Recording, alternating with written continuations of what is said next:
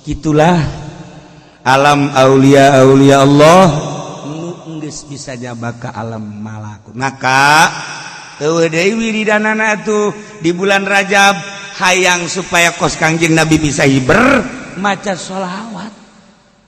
Baca sholawat sampai sapeting 4444. Tuh sia mah hiber hayang dibere 4444 geus di tiheula we goblok. Hayang nama meureun baca sholawat 3 haju hiber mana aya. Saya sholawat tasbih siap-siap. Jang isukan talina kencengkeun loba boga tasbihna. Geus aya batur hayangan jual. Lain tasbih jualan tasbih. Nah, sholawat itu nu mana? Nu urang resep eta akur jeung urang. Obat ge. Ieu obat bagus jeung dokter ieu obat bagus can pugu akur ka jeung urang. Darahna, tensina kan diakurkeun heula. Ternyata oh ieu mah paramek akurna, nu ieu mah bodrek, nu ieu mah prokol, nu ieu mah itu padahal mah kolot tapi bodreksin beda. Atuh geus kitu bae pengobatan mah aneh. Ieu pasti mah make bodreksin cager wallahu alam. Aing mah asal bodreksin cager. Berarti jiwana kanak-kanak ya budak. Nah baca sholawat saloba-lobana. Hok ngeunang bae urang saminggu dicoba.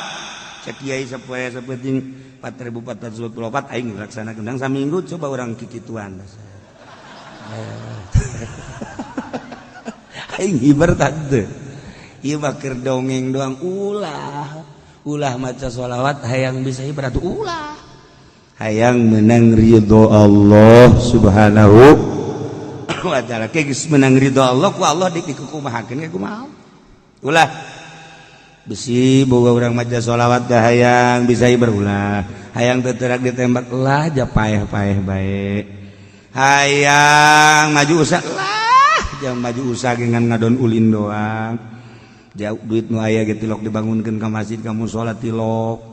Ieu mah jenengan kumaha mah yang bisa ibadah we cenah ieu naon supaya maju usaha. Nu aya ge tilok. Berarti enggak bohong. Mentak lolobana pang gede-gedena ngabohong mah pedagang. Sebabna ka kiai minta doana supaya maju cenah jang ibadah. Boro-boro geus aya mah hati. Ih lain ka kiai masjid. Si mah ka aing suuzon bae goblok. Masjid sholawat sekali. Nah, maca sholawat nu loba. Berang penting baca sholawat bae deuk sholawat munjiat, deuk sholawat kamilah atawa nariyah. Nu kamari sholawat nariyah teh horenganan ciptaan Ibrahim At-Tazi. Makomna di ditu di Maroko. Masyaallah di Pes. Nah, eta nu sok urang dibaca Allahumma sholli sholatan kamilatan wa sallim salaman taman nasina Muhammadin ladzi tanhalu bihil uqad wa tanfariju bihil qurba wa tuqda bihil hawaij tunalu bihir raghaib wa husnul khatimi wa yustasqal ghamam abah madi dieu ngaijazahkeun wa yustasqal ghamam biwajhil karim kamari ngadeng itu wa yustasqal ghamam picung gentur mah wa yastasqil ghamam kula ijazah dipicung yang baden wayastasqil ghamamu yang nuh wayastasqil ghamamu tapi kiai-kiai nu lain diurangi wayustasqal ghamamu lah cenah daripada kitu mah kula moal maca tolol ge coba diributkeun wayustasqal jeung wayastasqil moal maca aing mah aya ge deuk wayustasqal penting maca ieu mah lain riweuh kieu mah ngadengeuna ge moal ieu moal maca baca dek wa yustasqa mangga wa yastasqi mangga kula ijazah wa yastasqi dipicung di guru kula keresek lantaran menang dipicung gentur wa yastasqi di dia abah mau wa yustasqal ghamamu biwajhil karim wa ala alihi wa sahbihi kullamatu wa nafasin bi kulli ma'lum lobaan wa yustasqa nu maca jeung wa yastasqi ternyata di Marokona wa yustasqal ghamamu Ibrahim At-Tazi. Jadi Tazi itu ya ngaran lembur. Ibrahim urang Taz. Geus eta teh salah ngangaranan kudu nama sholawat At-Taziyah, kamilah At-Taziyah. kulantaran zaina di ditu dicecekan jeung takna dicecekan ke orang Indonesia berarti sholawat kabilah an-nariyah padahal mah taziah. Kitulah surah Syekh itu Abdul Aziz Al-Kubati ngan kulantaran geus tenarna di mana-mana nariyah tuh masalah sebab ieu sholawat bagaikan seuneu dina pada panas bisa ngahuru kasalahan-kasalahan ngahuru dosa-dosa ngahuru kabeung berat sok lobakeun geura-geura maca sholawat eta hampang awak hampang sholawat eta mah ngan panas memehna sebab eta sholawat beda tamah beda sholawat eta mah dan mandak nu geus ijazah mangga baca nu encan ijazah kukula diijazahkeun sekaligus kabehaninya sholawat nariyah atau taziyah diijazahkeun ajaztukum mobil tu nikah ya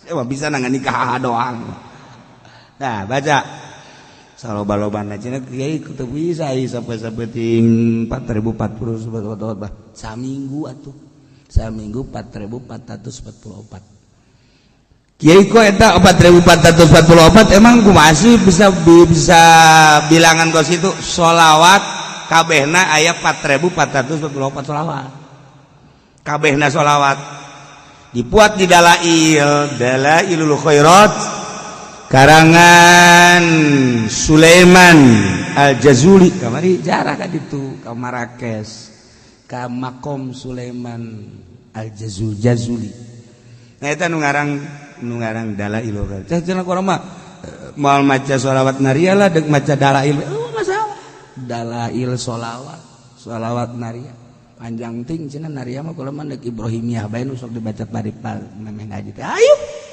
sholli ala sayyidina Muhammad wa alihi kama shallaita ala kita ke panjang ting cenah kieu kula mendek Allahumma sholli ala sayyidina Muhammad besek masalah da cenah kula mah Allahumma sholli ala sayyidina Muhammad wa alihi Muhammad ge bari ngedeng masalah cenah kula mah bari ngedeng ge lah dek sameunang da hayu tungtungna teu maca ieu teh jelema tah asal geus ka dieu ge nyedak kana moal maca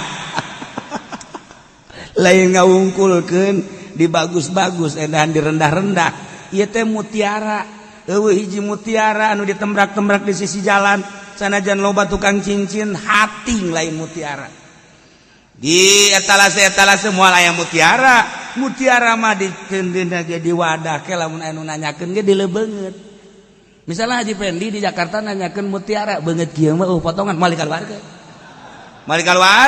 beungeut kieu mah alah paling hebat ya beungeut kos kieu mah ieu mah Sulaiman Kurdi bere. Oh, mau nanya apa Pak Haji? Nanya mutiara. Enggak ada juga Sulaiman Kurdi. Yang mana? Torojol teh bener. Si Sulaiman dibikeun. Tah, nyana geuna leubeungeut.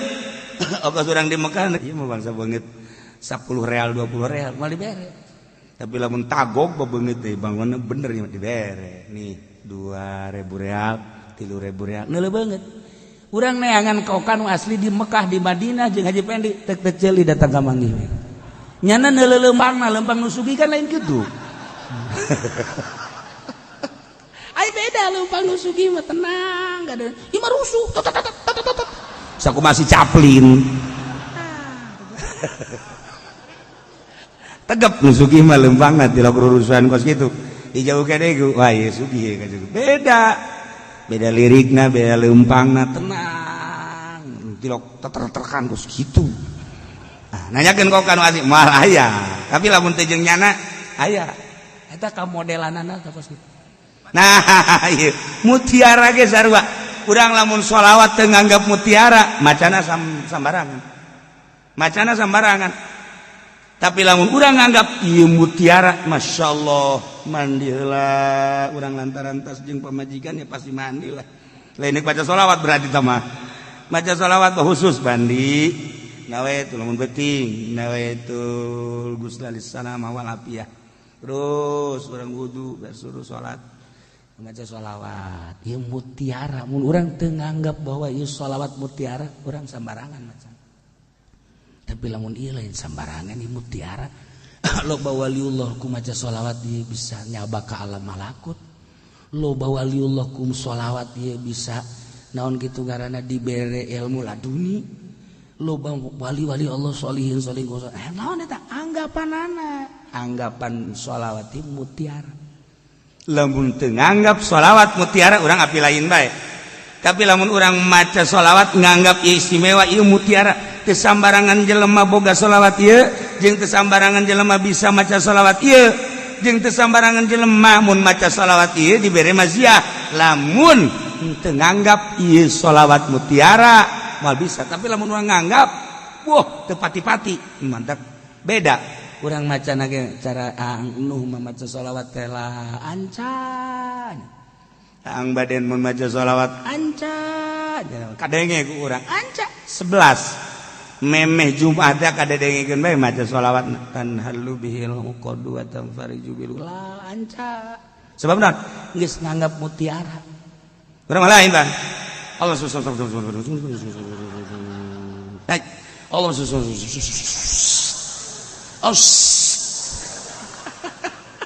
Aisyah baca naon sholawat kan gitu amat Allah udah ngomong teu anggap jara teu anggap naon sebab teu anggap ngalamun nganggap mutiara mah kan masyaallah alhamdulillah bisa 11 ge luar biasa Allah ningalikeun memperhatikeun jeung ngadengikeun ka sholawat dimumule ku urang geus tamat 4444 waduh aing ge dibere kuat ku Gusti Allah ngaluarkeun duit kade ceng-ceng sia yatim kan nah ya dibere tah 1 juta yo sia yatim piatu ya 1 juta sia abdi mah rangda ye abdi mah rangda ngorak nah 5 juta sia mah ye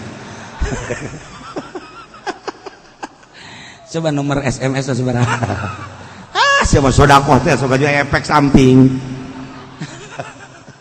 tah ieu anggap mutiara sebab gue lagi sok ningali jelema maraca salat teu nganggap mutiara naonan anggap mutiara lamun urang ngangkos urang boga wiridan naon gara-garana hizib teu nganggap mutiara malah naonan urang boga wirid ti guru al ayat saayat 2 ayat tapi teu nganggap mutiara naonan komo ieu mah wahyu anggap ieu mutiara wah ya Allah urang apik macana moal kebel karasa ku urang nah urang baca sholawat di jero bulan Rajab dari khusyuk anggap sholawat ieu mutiara ulah nganggap sepele ka sholawat lamun urang nganggap sepele asal maca bae moal karasana naon tapi urang dianggap mutiara masyaallah kari urang ya Allah ya Rabb dibere bisa ieu maca ieu dibere kuat ya Allah lain abdi nu misakeun jeung lain abdi nu nguatkeun Gusti ya Allah abdi geus dibere karomah ku Gusti dibere karomah teh artina kamulyaan bisa maca bisa kuat eta karomah nu mantak urang neangan karomah teh lain kudu bisa hiber urang neureun karomah teh lain kudu jelema bisa ngapung lain bisa silem lain karomah nu paling hebat diri urang dibere daek salat eta karomah ketika urang salat ya Allah ya Rabbi Gusti ieu teh nganang Gusti salat abdi dibere kuat batur nu garaga ge teu kuat abdi bade dibere kuat berarti abdi geus dibere karomah ku Gusti aing wali ieu tah aja sok tungtungna jora jasa sia mah sok aju ngawalikeun maneh ieu keur carita penghormatan ti Gusti Allah urang dibere kuat salat dibere kuat ieu teh urang dibere darah rek ngaji ieu karomah ti Gusti Allah tatangga urang nu gagah nu gendut anu gembul teu daekeun ngaji urang mah anu dahar hese tapi ngaji ieu meureun ku gara-gara hese dahar jadi ngaji karomah ieu ti Gusti Allah daek ngaji diuk set ngadengekeun lamun lain boga kamulyaan ti Gusti Allah moal kuat nah hayang nyaho ka karomah urang dibere daek ibadah eta karomah paling rendah paling gampang paling deet eta adalah urang dibere daek ibadah eta karomah ti Gusti Allah hayang nyaho karomah mata eta kos kitu ngan haju ulah sok ngawali-wali urang kasalaman teh jeung tetangga urang nu teu salat sia nyaho ka wali naon nya wali mah kudu boga karomah sakumaha nabi kudu boga mujizat mana sia karomah sia teu salat aing tah dibere karomah ku Gusti Allah daek salat eta wali aing cak anu di sasalaman teh salat sia husu tante tamun pelbah husu aing henteu teu lain karobah tah mah kos kitu mah penghinaan ti Gusti Allah kan sia pinter amat ye daripada sia salat teu husu mendingan aing teu salat waduh jadi ribut tungtungna nah geus ulah gaributkeun salat jeung teu salat pokona urang dibere daek ibadah ieu adalah karomah ulah hese-hese eta kos kitu karomah paling rendah tinggal diperbaiki salat urang diperbaiki ngaji urang diperbaiki engke karasa aya perbedaan